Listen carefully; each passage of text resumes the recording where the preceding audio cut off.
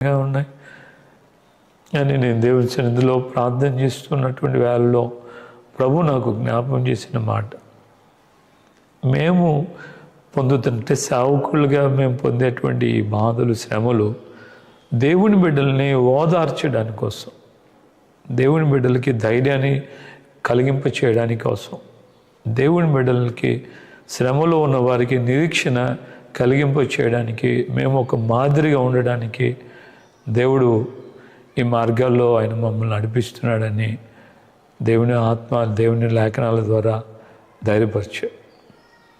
దేవునికి మహిమ కలుగును గాక. హల్లెలూయా.